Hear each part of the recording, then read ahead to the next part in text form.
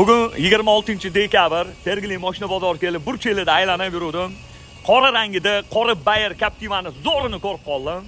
Xo'p, Captiva 2 to'r qilingan qidirayotgan oq ukalarimizga shuni yuborib qo'yinglar. Hamma bir-biridan, bizdan, sizlardan xursand bo'lishadi. Buni narxini 9700 qilib beramiz dedilar, okalar. 2012-yil probegi 240 ming kraskasi radnoy dedilar. Radnoy kraskani polni matviga bo'yatib o'rgan ekanlar. Ustilar bilan bemalol ko'rib tekshirib olsanglar bo'ladi. Holatiga gap yo'q. Redline yaxshi okalarim. 4-paketli metan gazlari bor. Video kamera Redline mana qizillar sepilgan.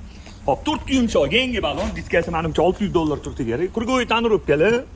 Hop, karbonni qarang. Yaxshi, radnoy ham davlatim yaqinim, ko'chalari ideal, tepalar polni elegantaro. Salonlarda qirilgan, chizilgan, ko'ngilni xira qiladigan joylari yo'q, holatiga gap yo'q. Karbonni rangini qarang. Video kamera bor, lekin men bu rulni nimani ruli ekan? Zo'r ekan, tonik. Hop, 2012-yil 2-pozitsiya to'r qilingan Captiva motori uchli bo'ladi. Buni narxini 9700 ga berib yuboramiz, bosinglar.